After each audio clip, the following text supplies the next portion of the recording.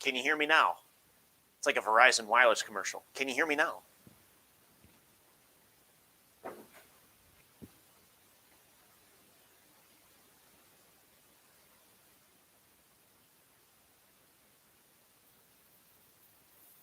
All right, now we can hear.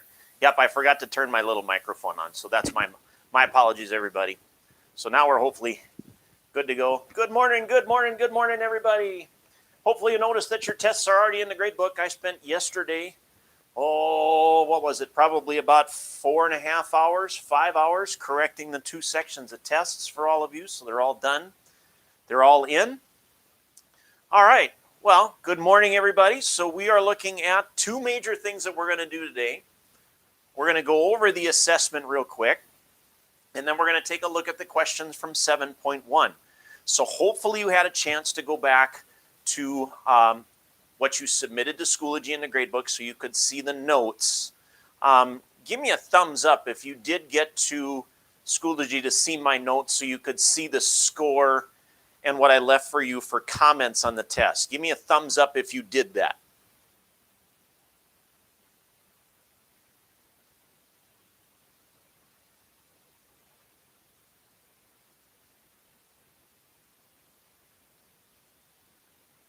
Okay, and you could see my notes and everything, so you could see how I graded and scored. That's a good thing then. All right, so before we get started with the assessment, that's going to be the first thing we'll go over here. I do want to let you know that that assessment will be where your quarter 3 grade ends. Okay, so your quarter 3 grade is essentially in the grade book. That is what I'm going to make sure you all get for your grades.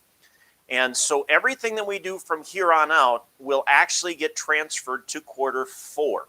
Okay, so you'll notice that even though we have 2 lesson quizzes this week, they will be weighted as carrying no weight for quarter 3, but then I will get them into quarter 4 probably early next week when we finally get that started, when you're all on your spring break, actually, for me.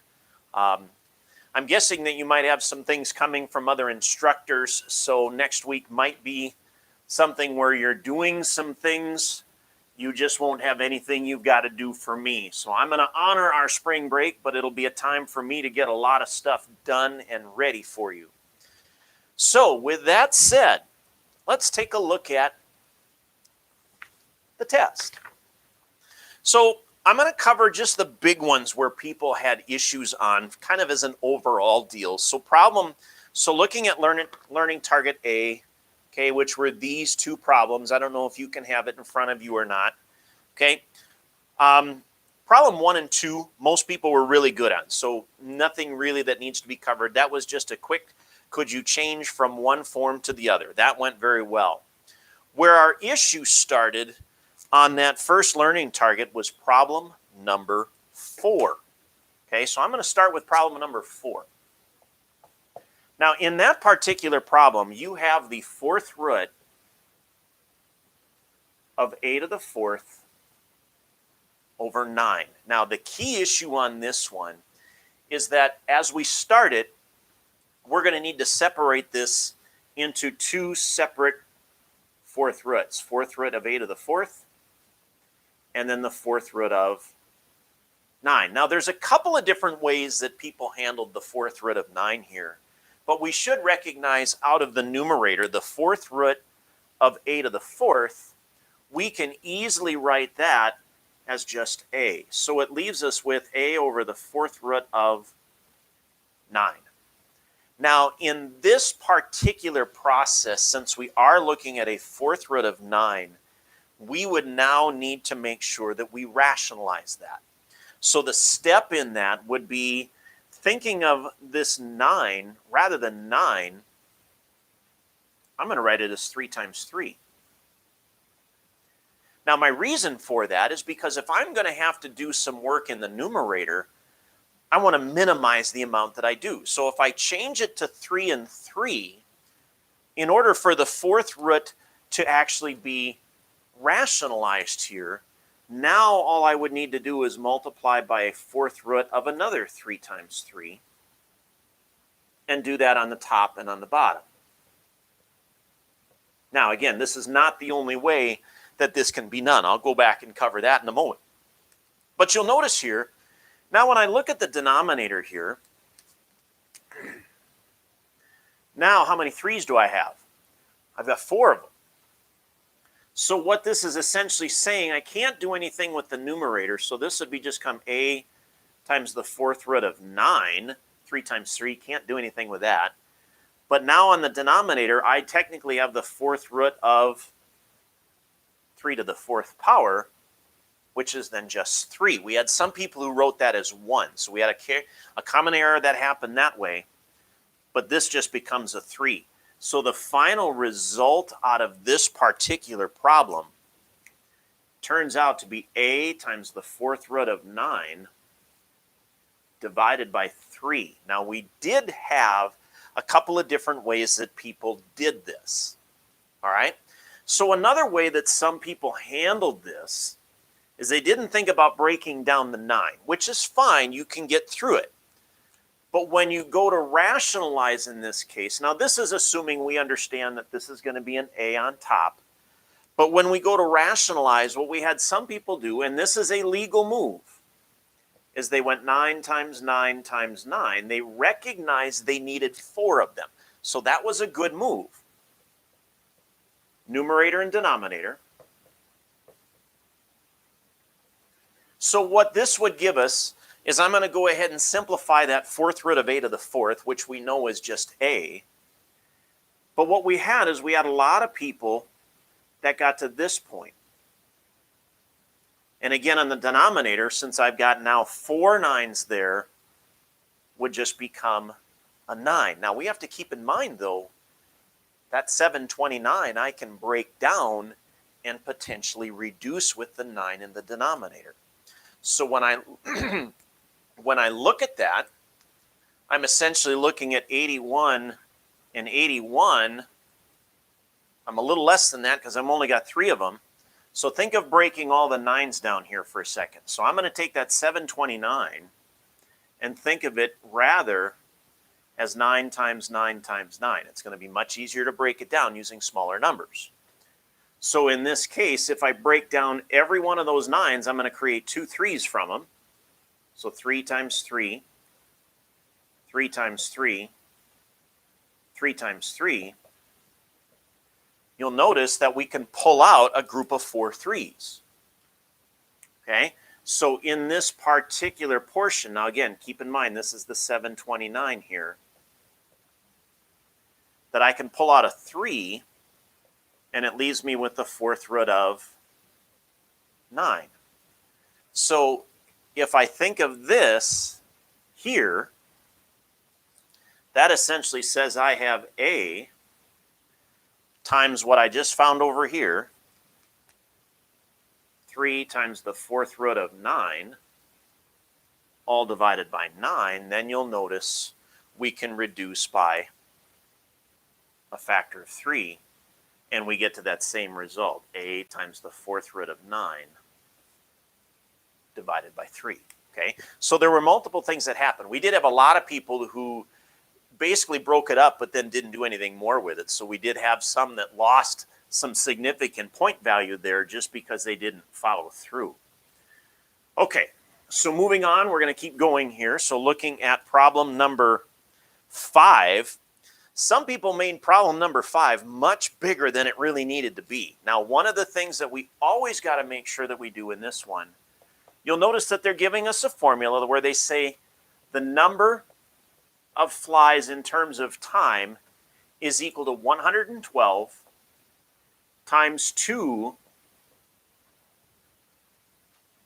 to the t over 50, where t is time in hours. Now, this was the key element in this problem. We had some people who said, okay, well, time is 1 week, so they put a 1 in for t. Well, that's a problem because 1 week doesn't deal with hours. So we have to take a look at that idea. So 1 week, we can multiply it times the number of days in a week, which is 7 days. but then I got to convert days to hours. Well, there's 24 hours in one day. Now, you might recognize, for some of you, you might recognize that this is what they'd call a chain calculation. If you have not seen that before, what we're just doing is taking conversion factors, multiplying and dividing as needed so that labels drop out. And so notice by doing so, we have to make sure that we actually do 7 times 24 in this, which turns out to be 168 hours. So what I'm putting in is that value, okay? So when I type that in there, okay, now we had some people who wrote this, and they wrote n of 168 is equal to 112 times 2 to the 168 over 50. Now, I do realize we could reduce the 168 over 50, but since you're asked to round this to a nearest fly, you don't need to do that if you choose not to. I took it right from here, okay? Now, a common error that got made here is we had people that multiplied the 112 times the 2 first before using the exponent here. We have to keep in mind that the exponent is tied only to the 2, and so that has to be calculated first. So when I type that in, I'm going to do 2 to this power first and then times the 112. Okay, so when you do that, it works out to be approximately 1,000, I got to make sure I'm looking at my numbers right, 1,149.9. So to the nearest fly, it'd be 1,150 flies. Okay, now we did have a couple of people who inadvertently made a mistake over here and looked at this and said this was a multiplication, and that is not. This is all notation. This is just the number after 168 hours. That's a notation. Okay, so we don't touch that at all. That's just telling us the number of flies after 168 hours. Okay, that's all this tells us here. Okay, so I don't touch that at all. I'm just simplifying on the right-hand side. Okay, so again, common mistake is that people multiplied 112 times 2 first and then use the 168 over 50. We did have a couple of people who just multiplied by 168 over 50 rather than looking at it as an exponent. Okay, so a couple errors there that we could have avoided, but it does happen. I mean, we're human. So let's keep moving. So looking at problem number 6. Problem number 6. This is the one where I know some people were probably making a hairline more like mine. So here's what we've got to look at in problem number 6. Okay, so I'm going to look at this based on the original. Oh, my board is a little wet here. Give me a second. It's got to dry. It's tough on markers too. So the original formula that they're giving us here, okay, now this is the one that is dealing with the surface area of a sphere with a volume. And so they're saying in this that the surface area of the sphere is equal to 4 pi raised to the 1/3 power. That's being multiplied by the following. 3v to the 2/3 power. Okay, now that's our original formula here. So notice then it says if the volume is increased by a multiplication factor of 8. Now take a look in your formula here. Your volume is not 8 itself. The volume is being increased by a multiplier of 8. Okay, so what happens here is that in the new formula,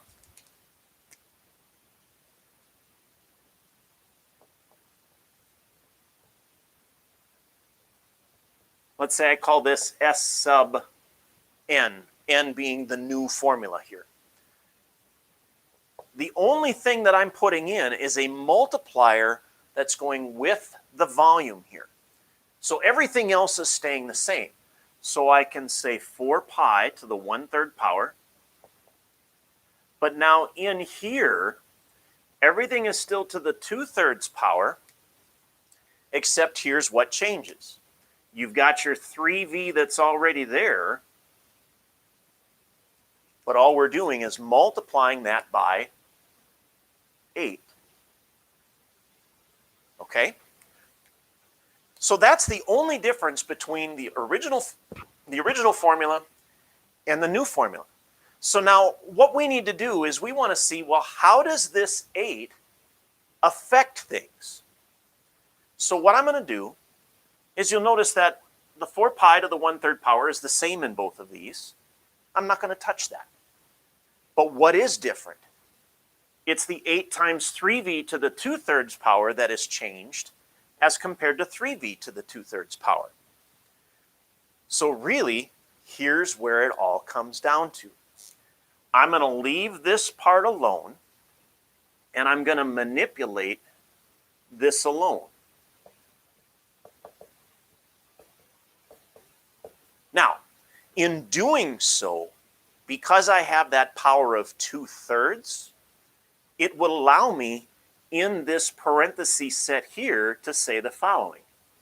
8 to the 2/3 times 3 times the volume to the 2/3. Now you'll notice that what I've done here is I'm trying to regenerate the 3v to the 2/3 power, which matches the original formula. So in the end of this, the only thing that's really getting manipulated here is the 8 to the 2/3 power. So essentially, I can look at that from the two different perspectives of 8 to the 2/3.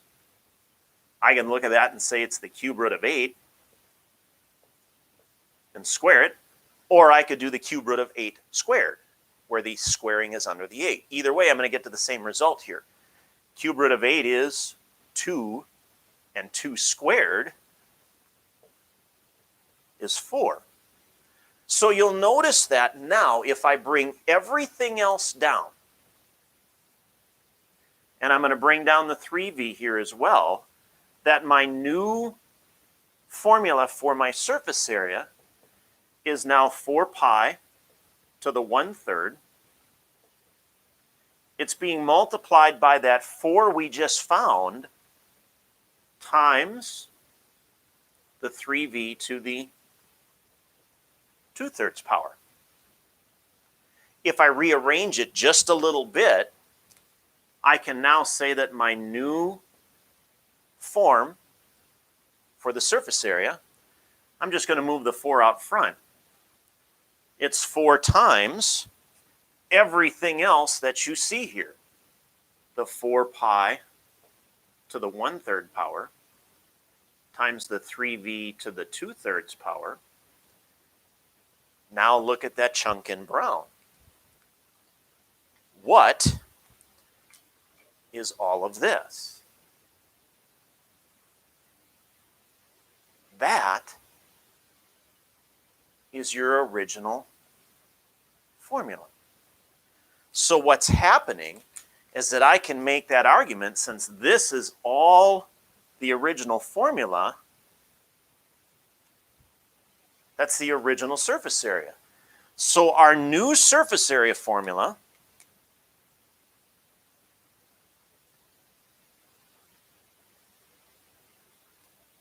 is increased by a factor of 4. The whole thing was just the manipulation of the 8 in the one part. The rest of it all could stay the same. Okay? We did have a lot of people who put in an 8 for V, which I couldn't give anything for because you would have to then put in a 1 for V on the original in order to make the connection. Okay?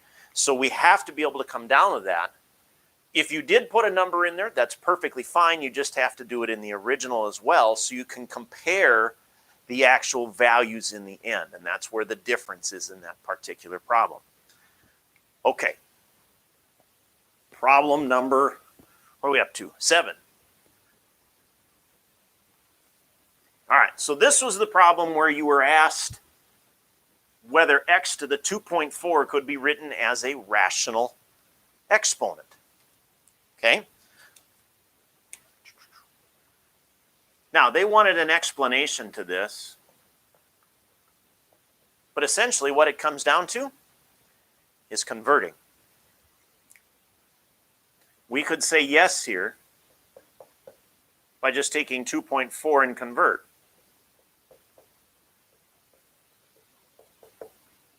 So 2.4, if I think about that, instead of saying 2.4, I could say 2 and 4/10. So there's my mixed number out of this, is if I think of how I state the decimal in terms of hundredths, thousandths, tenths, and so forth, I'm dealing with 4/10, 4/10. I'm going to reduce that. 2 and 2/5. Now just convert it to an improper fraction. 2 would be 10/5, plus the extra 2/5, 12/5. So your explanation in that particular problem is to say yes, because I can convert the 2.4 to a simple fraction. But then you'd need to show the mathematics on how to get there. That would be problem 7. So there's the end of target A. Now, in target B, this particular target overall went quite well. Okay, things went quite well there. So really where the biggest issue started for people was not problem 1 and 2. Most people were good in problem 1 and 2. It was problem 3 that caused a small issue here. So we're going to take a look at problem 3. All right, so in this case, we've got the square root of x plus 4 is equal to x minus 8. Now, process here was going well. Okay, process here was going well, that people recognized we need to square both sides. And so this would give us x plus 4. We did have a couple of people who made the mistake here and just called this x squared plus 64. We have to keep in mind that this turns into a trinomial. X squared minus 16x plus 64. Okay, so that was the first common error that came up. Those who did get this, you were doing really well. Now we're going to bring everything over to the other side, so we're going to subtract x. So that'd give us x squared minus 17x, and then subtract 4 would give us plus 60. It was at this point that some other people got caught. This will factor, but we had to be a little bit careful here. Notice that it has to multiply to a positive 60 and add to a negative 17. Now think about that for a moment. If two numbers multiply to make a positive, the two numbers either have to be both negative or both positive. In our case, since they have to add to a negative 17, our two numbers would have to be negative numbers. The mistake that got made is that people recognized two numbers that would add to negative 17, but this is what they wrote. They wrote x minus 20 and x plus 3. And yes, that adds to negative 17, but where the problem is that it multiplies not to a positive 60, but a negative 60. So in the factoring portion is where some other people got caught. Okay? So what really is happening here, still factors, but in this particular case, the two numbers that factor to a negative 17 with addition is x minus 12 and x minus 5. So then when we separate and solve, we're going to find that x is equal to 12 and x is equal to 5. Now here's where I got to keep in mind though, is those two numbers work in the quadratic, but they may not necessarily work in the original problem. So again, when I work the original problem, I'm not worrying, or I'm not looking at the squaring step, I'm going back to the original here, and if we start taking a look at our answers, one of them will work and one of them won't. Okay, put in the 12. 12 minus 8 is 4. That works very fine. Come over here. 12 plus 4, 16. Square root of 4, 4. 4 equals 4. Here's where the problem comes in. Put in a 5. 5 minus 8 is a negative value. I can't have a square root ever equal to a negative. If I did put the 5 in here, I'm going to have 5 plus 4, which is 9. The square root of 9 is 3, but 3 cannot equal negative 3. So the argument falls apart there. So that is where the 5 becomes the extraneous solution. Okay, so the only answer is the 12. Okay.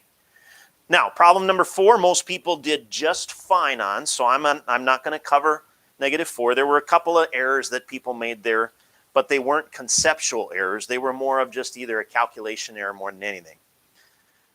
Now, problem number 5.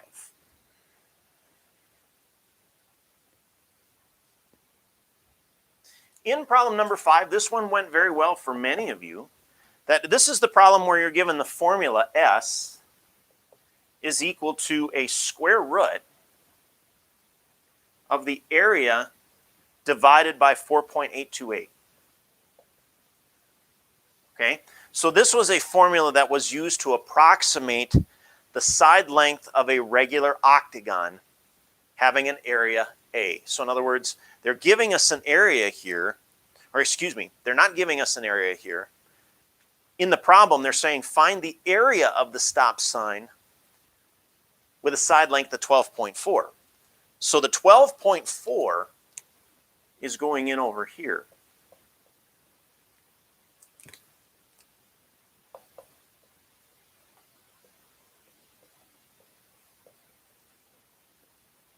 So as I go to solve this then, I don't want to do any rounding until the end if I can, because that guarantees me the most accurate answer as possible. So the first thing I'm going to do is I'm going to get rid of the square root here. So I square both sides,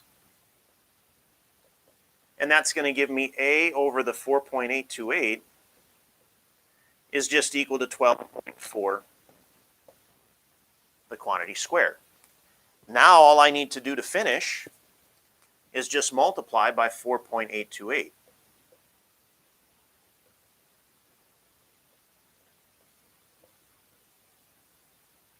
All right? So I got to be a little careful as I do this. I don't multiply the 4.828 with the 12 to begin with and then square it. I square the 12.4 first. So in doing so, square the 12.4 first, then multiply by 4.828. You will get an approximate answer of 742.4, but then we got to look at the label. In this case, they gave us this 12.4 inches. This was in inches, so the area would be inches squared. All right.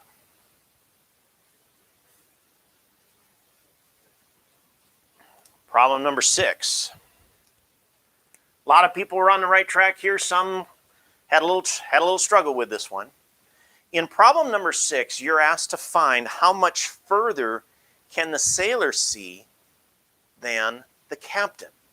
So you'll notice that in both of these particular people, the captain and the sailor, you're going to be using a formula. Distance D is equal to 1.2116 times the square root of h. So let's make sure we understand what the d and the h are here. That's the important part. D is a distance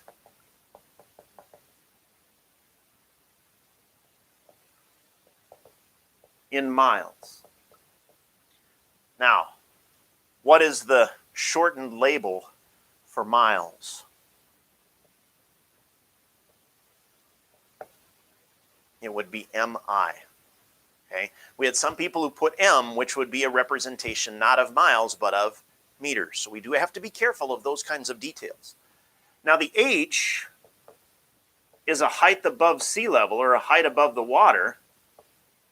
that is in feet. Okay?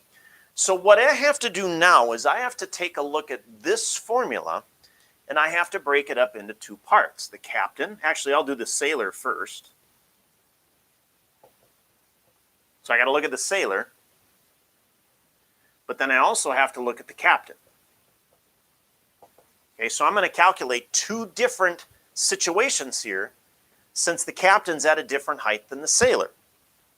So with the sailor, the distance that he can see is going to be based off of 1.2116 times the square root of 120, because he is 120 feet off the ground.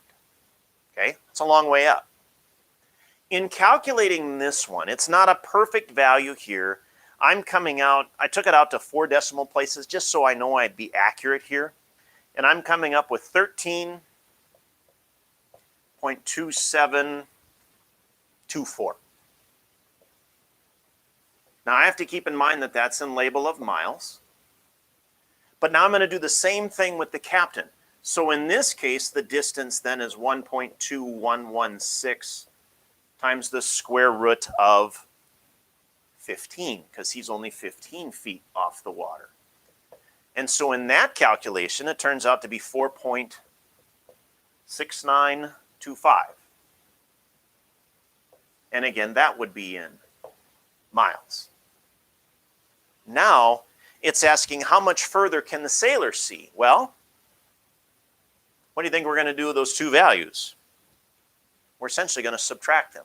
So let's say I take it down to 1 decimal here. Let's go 2 decimals. So let's say I go 13.27, and I'm going to subtract 4.69.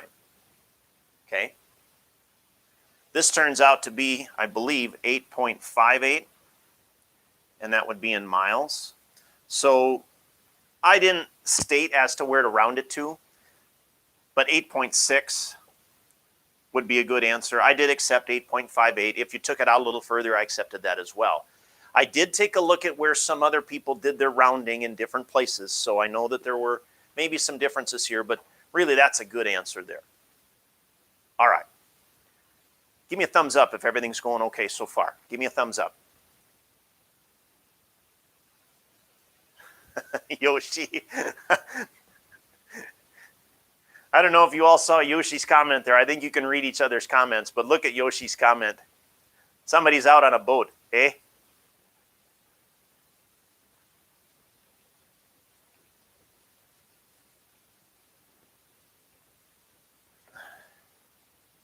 Are we done yet? No, we got one more to go. Problem 7. Okay. 7 was definitely a level 4 problem, and there were actually quite a few people that were successful with this one. So consider in problem 7, you have x minus 3 raised to the 1/4 power, and it is equal to x minus 15 to the 1/2 power. Now the key element on this one is how do you get rid of both of those fractions as the exponent? Well, the key element is looking at the smaller fraction. Now, you've seen before, you could convert to 4th root and square root. That might have made this a little bit more confusing. If you left it in rational exponents here, the left side I could raise to the 4th power. Now, we have to keep in mind the foundation of equality here. I need to raise the right side to that same exponent. We had a lot of people who put squaring on the left one and a 4th root on the right one. We didn't follow basis of equality. If I use just the 4, watch what happens. Exponents multiply in this form. So 1/4 times 4 is 1. The exponent disappears. We can write just x minus 3. On the right side, 1/2 times 4 is 2. So I create a binomial squared. Now I'm ready to go ahead and multiply this out. So again, can't just write x plus 225 here. I've got to make sure that I multiply that out. It will turn into a binomial. X squared minus 30x plus 225. Now I'm going to bring the x across, bring the 3 across. We had a couple of people who made an error in adding. Okay, we had people who added 3, but then subtracted 3 on the other side. We should get x squared minus 31x plus 228. Now, bigger number here, but these do factor. Multiply to a positive, add to a negative. The two numbers must be negative. They ended up being 19 and 12. Okay, so it took a little bit maybe to find those. So in this case, then as I finish, 0 is equal to x minus 19. 0 is equal to x minus 12. We get x is equal to 19 and x is equal to 12. But again, those work for the quadratic. They may not work for the original. So what I've got to consider here is that when I go back to the original problem now,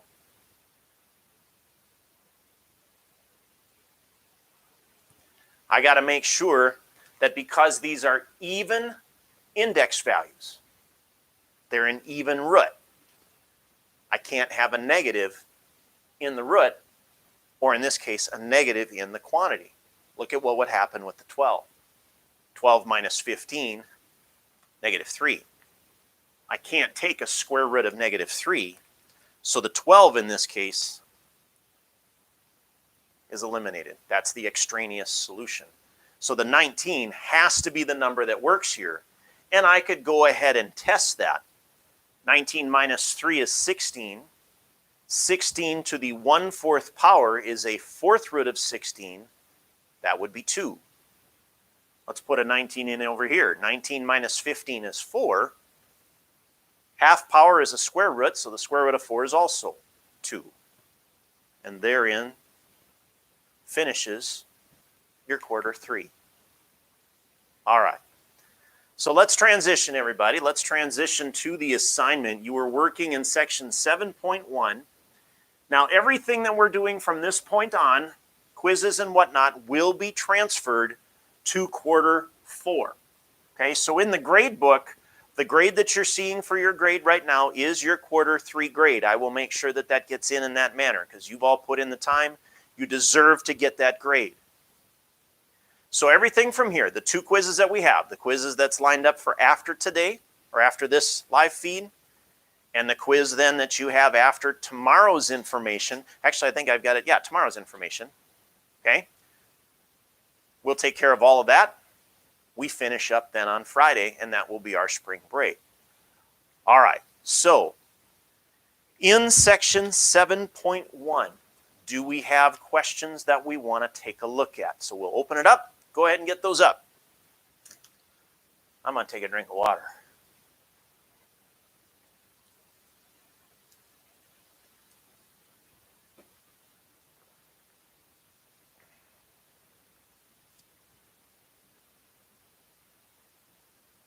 You had a question on everything. All right. So Blessing, can you elaborate a little bit in terms of where you kind of got stuck? I'll do my best.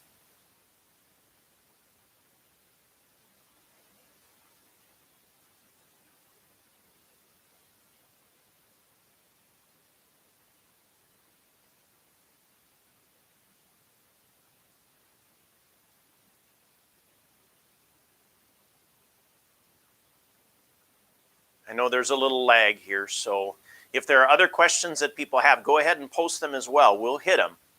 Okay, so don't. Okay, so Cindy, I see 11C, so we'll hit that.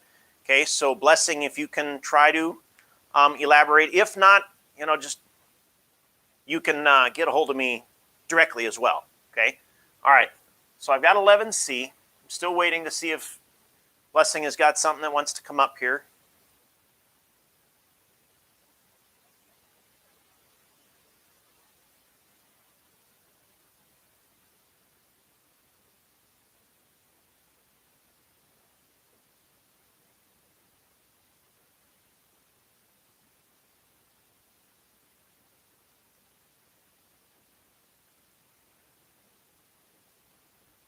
Was 10 assigned?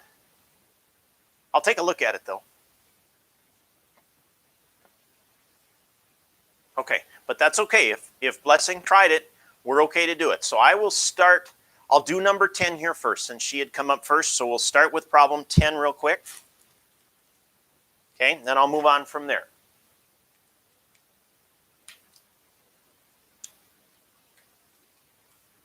Oh, okay, you just saw wrong homework. Okay, all right, scratch number 10. All right, so let's go to 11.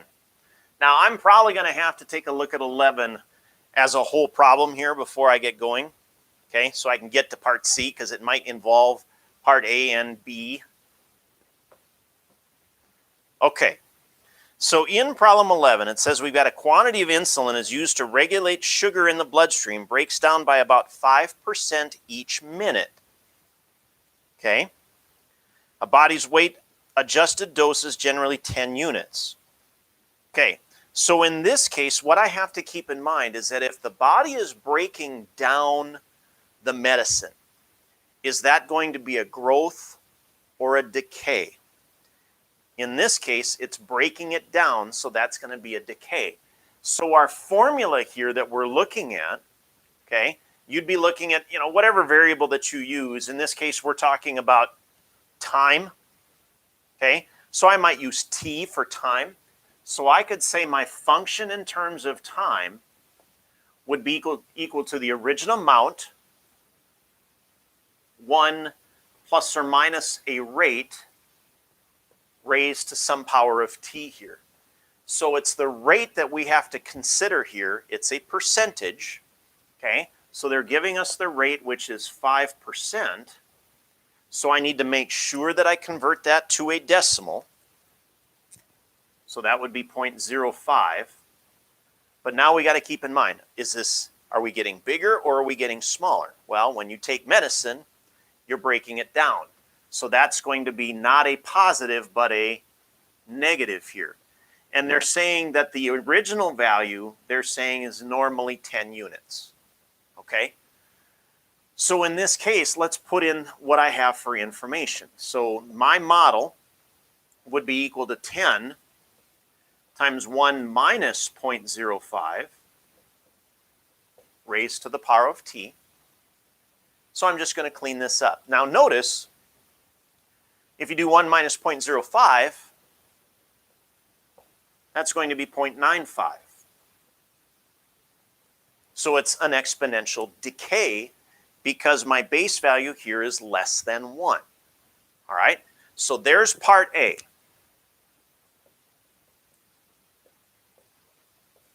Now, in part B, it says graph the function. Okay? So Cindy, you said that wasn't your issue here. So I'm going to move on to part C here. And it says, in what year would you predict the number, or excuse me, about how much insulin remains after 10 minutes? I'm sorry, I was looking at the wrong problem. How much remains after 10 minutes? Well, where is that 10 going to go? That's going to go in for T. So when I calculate this,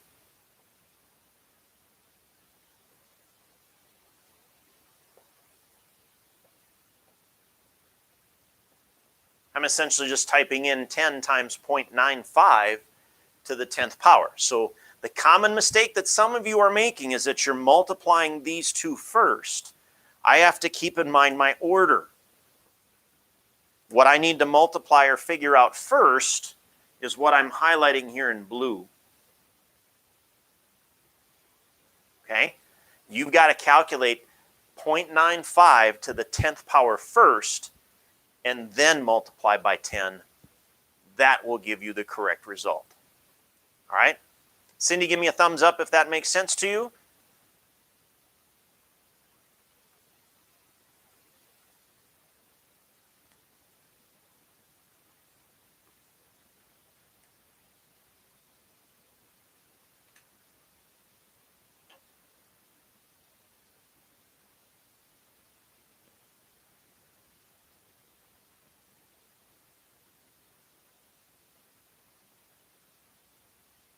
I'm assuming we're good. So I'm going to move on to 15.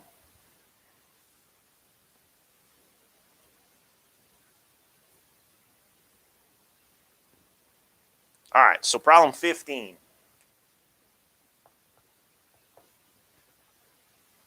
In problem 15, okay, so it says in 1626, the Dutch bought Manhattan Island, now part of New York City, for $24 worth of merchandise. Oh, wouldn't that be nice to buy land at that? So they're saying that the original price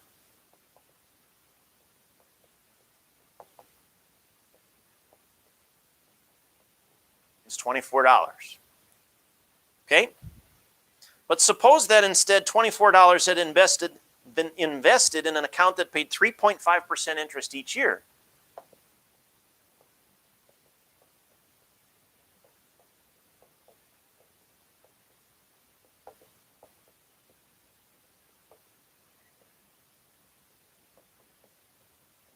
Okay? So they're asking then, find how much money that would be worth in 2008.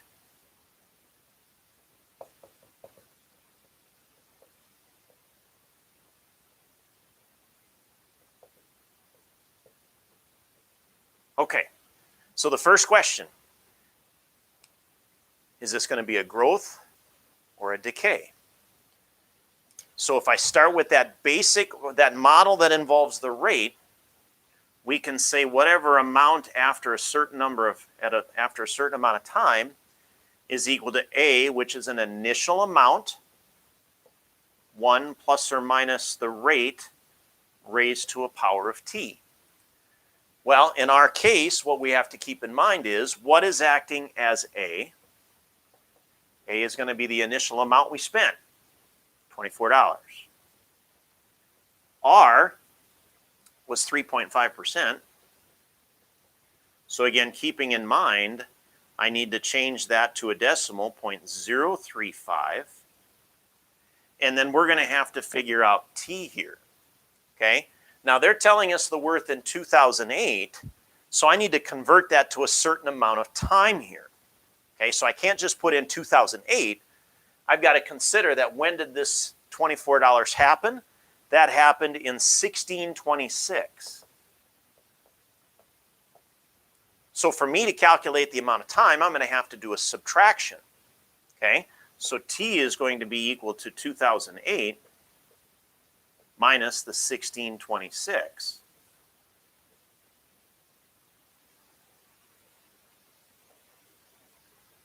That's 382 years. So what I'm going to do with all that information then is then put it into this formula. But again, keep in mind that if I'm gaining interest here, I'm not going to be subtracting, I'm going to be adding. So as I put my values in, so if I take all of this information, all of this right here, I'd be calculating the amount I'm going to have after 382 years is going to be equal to the $24 that I started with,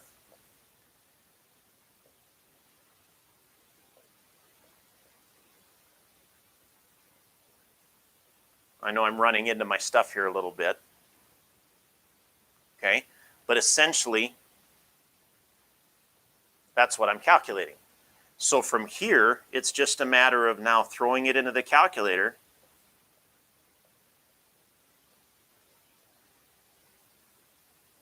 Again, calculating 1.0325 to the year 382 for an exponent. I'm curious. Looks like on this one, it turns out to be, somewhere around $12 million. Not so bad.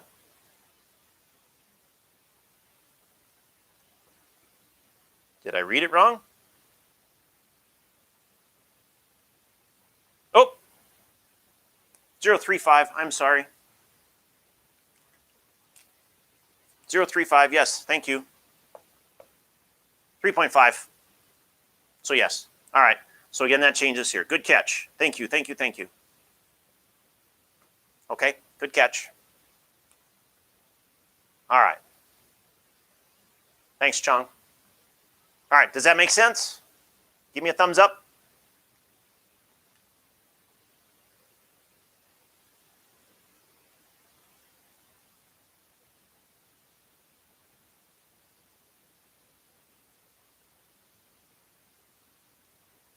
So hopefully, Muta, we're doing okay here. Give me a thumbs up, Muta, if that makes sense.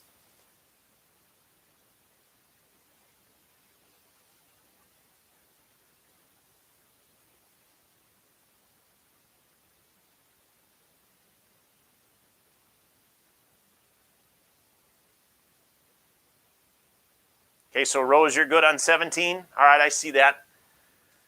Okay, I saw 31 was retracted as well here. So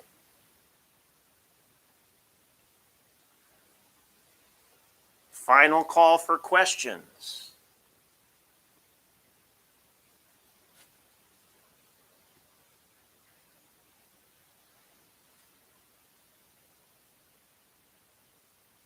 I just wrote it down wrong. It's 3.5. I wrote down 0.325 by mistake. That was my mistake.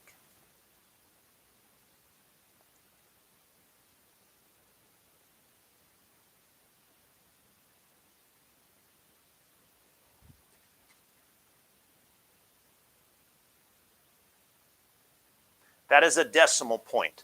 Okay? So in that parentheses where we had the 24, it would be 1.035. Okay, that would be a decimal point. Okay? All right, let's take a look at 33.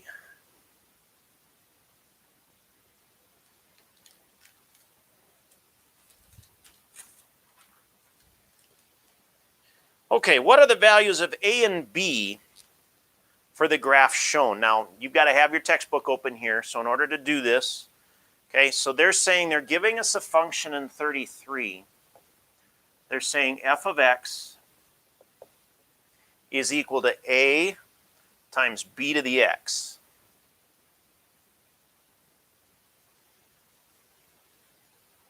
Now, in this particular case, what I have to take a look at is how do I figure out the values of A and B from the graph shown? Okay, so let's take a look at the couple of ordered pairs they give us.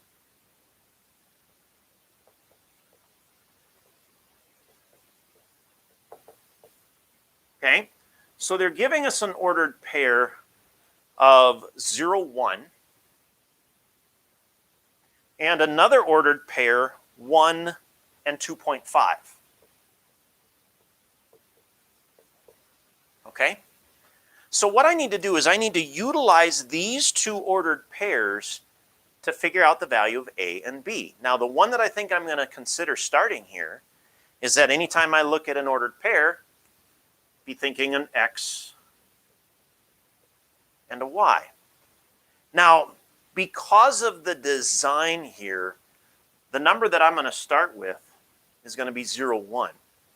Okay? So what I have to keep in mind is that the y here isn't really acting as a y, it's going to be f of x.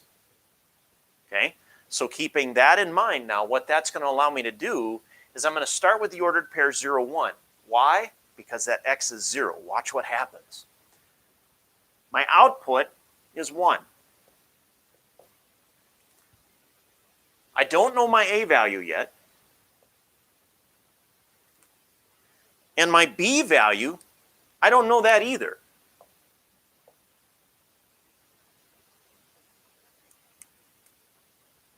Okay, I'm just going to put it inside a parentheses here. It's still a multiplication, but I do know my X value. That is 0. Okay? So what I've got to keep in mind then, as I start looking at this right-hand side, b to the 0 power, or anything to a 0 power, is 1. So what we essentially get to say is 1 is equal to a times 1. Therefore, a is equal to 1. Now, because of that, I can now modify my formula and put the 1 in place of the a. So I'm now going to take those two pieces together, and now I can write my function a little bit more accurately, as it would be 1 times b to the x. Now, we're going to go use the second point. Okay? So notice in this case, I know that my output is 2.5.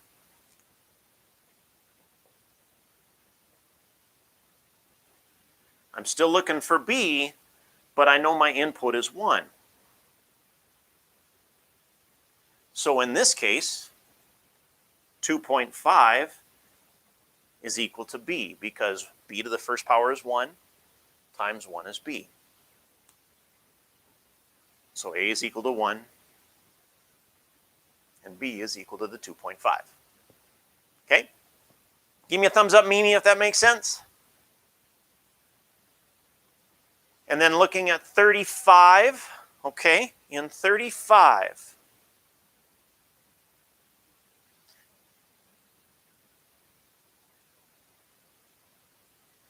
okay, so why don't they have a degree? Okay, so when you look at an exponential function, or maybe let's go back. Okay, so a polynomial function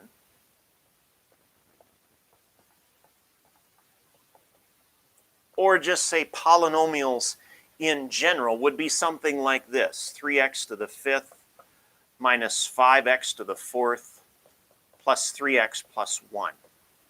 Okay? Now, you'll notice that in these, where's your variable? Okay? The key issue here is that in a polynomial, the variable is not an exponent.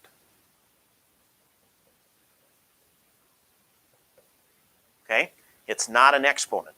So when we look at polynomials and we state degree, we look at the largest exponent because it stays that exponent. It doesn't change. So that's why when we take a look at a polynomial, we look at the largest one, and that's why we call it the degree. Now, in an exponential equation,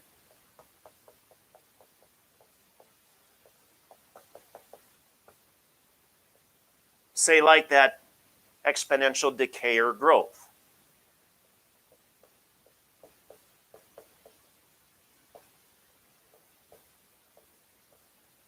Okay?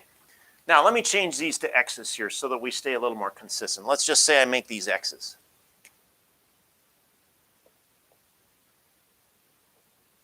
Okay? Now, I don't necessarily have to look at this side, so look at just a times b to the x. Take a look at where your variable's at. Your variable is now the exponent itself, so this is the value that is changing all the time. Okay? So in a polynomial, the variable is not an exponent, so the exponents always stay a 5 or a 4. They stay as a constant value. In an exponential function, though, the exponent is where your variable is located. That's why we cannot list it as a degree. Okay? All right. Muta, give me a thumbs up if that makes sense. Cindy, I'm coming to your question there on 29, so I'm going to read it while Muta gets a chance to respond.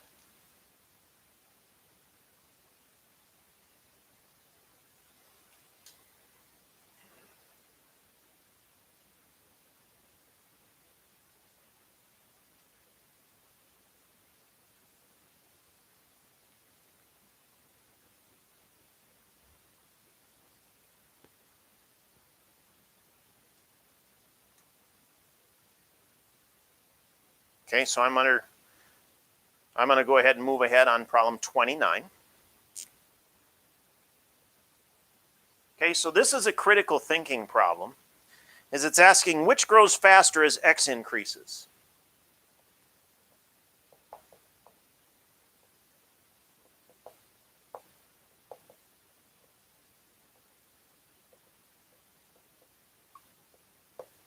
And they give us x to the 3rd power as compared to 3 to the power of x. Okay. Well, okay, Muta, are you looking at your original problem? Is it because the base is bigger than 1 on the problem I just got done?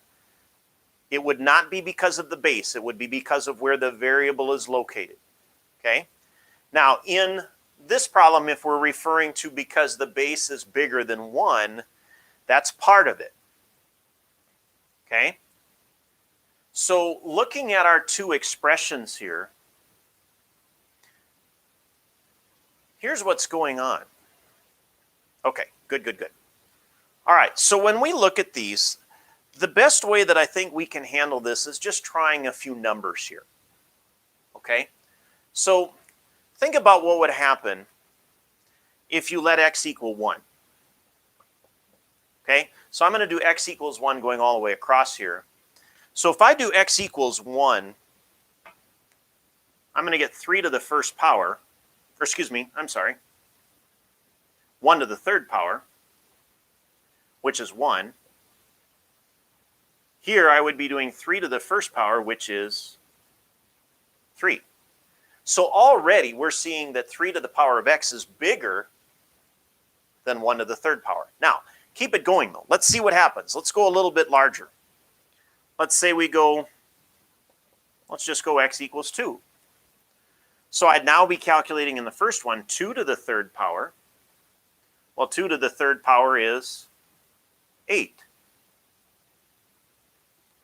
3 to the second power is 9. Okay? So notice it's still staying larger.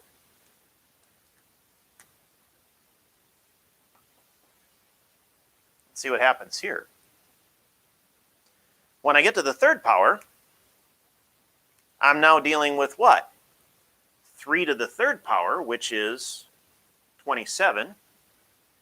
And 3 to the third power is also equal to 27. So they're equal there. Let's keep going.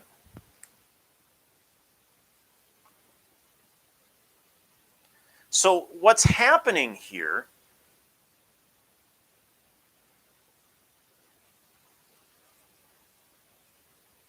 as I do this,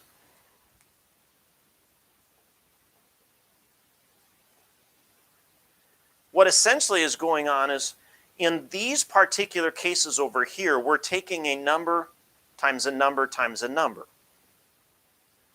This one, we're still doing the same thing, except you're going to get a whole bunch more of these. You'll notice that there's a pattern here. We're just multiplying by 3 every time. These don't have the same basic pattern. This is a smaller pattern overall. Okay? No matter what number I have over here, okay, maybe to emphasize this here, if it makes sense so far, we're good, but let's take it a little deeper. Let's say that we say x is 10. Okay? Here, we're going to be doing 10 to the third power, which is just 10 times 10 times 10. But now, if I were to do that over here, I would be doing what? I would be doing 3 to the 10th power. Now, think about this. What does that look like? 3 times 3 times 3 times 3. There's 4, 5, 6, 7, 8, 9, 10. The larger the exponent, the more of these that I'm multiplying, and the bigger and bigger and bigger each of those values is going to get when I multiply by 3. Okay? As compared to here, you're using the same number, just multiplying it 3 times over. That's why this one is going to be much larger. Okay? All right. Any other final questions here? We are a little bit past noon. Okay, a little past noon. Any other questions that we want to take a look at?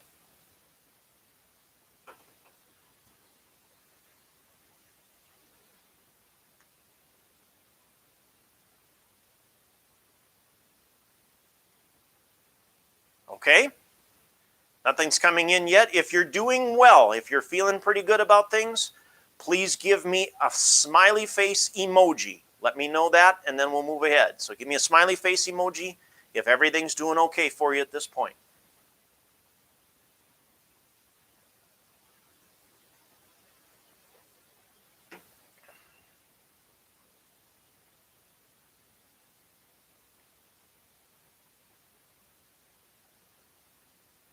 Hey, that's 3 thumbs up. How about the other 20 of you? Okay, so things are looking pretty good here. They're still kind of rolling in slowly. All right.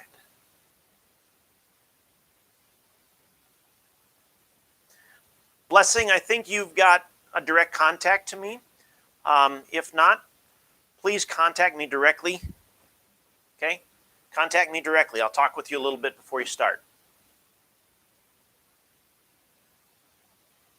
Okay, Cindy, they can't be a degree because the exponent is what changes.